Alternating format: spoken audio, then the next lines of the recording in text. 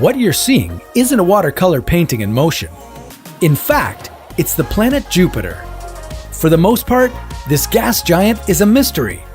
So what would happen if you wanted to discover it for yourself and jumped right onto the planet? Or should we say into, because Jupiter doesn't have a surface, just a seemingly endless stretch of atmosphere. Would you fall straight through? What would you see on your way? And how would it make you feel? If you attempted to jump into Jupiter wearing a standard spacesuit, it'd be over for you pretty quickly. First of all, you wouldn't even make it to the planet. Roughly 300,000 kilometers from Jupiter, radiation would penetrate your suit and you'd die. But that's a boring what if. We'll give you a special spacesuit that can survive the fall, for now.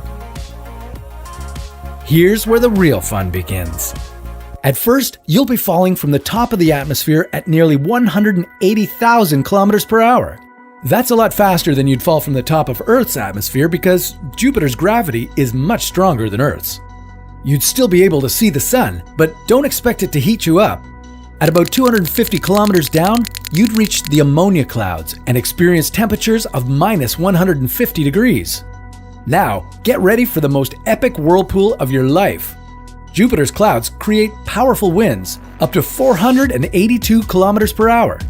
You'd feel as if you were in one giant, colorful tornado. That's because Jupiter is the fastest rotating planet in our solar system. One day on the planet is equal to 9.5 Earth hours. Let's go down about 120 kilometers more. Congratulations! This is the deepest that any exploration has ever sailed into the gas giant. In 1995, NASA's Galileo probe made it this far before it was destroyed by the pressure of Jupiter's atmosphere. But don't worry, that's not happening to you. You've got the suit. The further you travel, the darker it will get, until it's completely pitch black. The only source of light you'll have will be from the lightning storms happening all around you. At this point, the temperature will start to increase, and it might even feel comfortable if it weren't for the immense physical pressure you'll be feeling.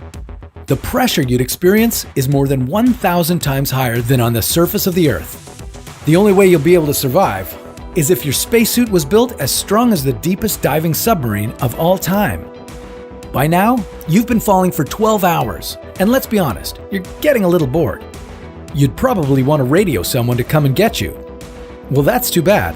That's an impossibility inside Jupiter, since radio waves get absorbed this deep into the planet's atmosphere. You'll just have to keep falling. The temperature will keep rising, and so will the pressure. As you reach the inner layers of Jupiter, there'll be parts that you'll be able to swim through.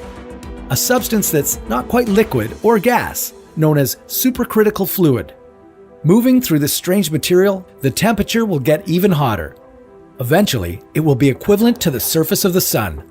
If that isn't enough, you'll also be experiencing pressure equal to 2 million times the pressure on Earth. Metallic hydrogen will begin to form, and you'll be surrounded by it.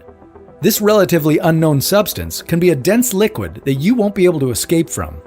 If you do manage to escape, you'd be falling through it for thousands of kilometers until you reach Jupiter's core, possibly a solid object. Some scientists predict it is, due to the immense pressure at this level in the planet.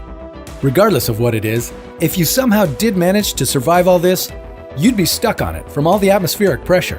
Not a very rewarding trip. Maybe we should leave the planet as a beautiful mystery. But if you do ever manage to fall into Jupiter and get stuck, let's hope you have a few more what if videos to keep you company.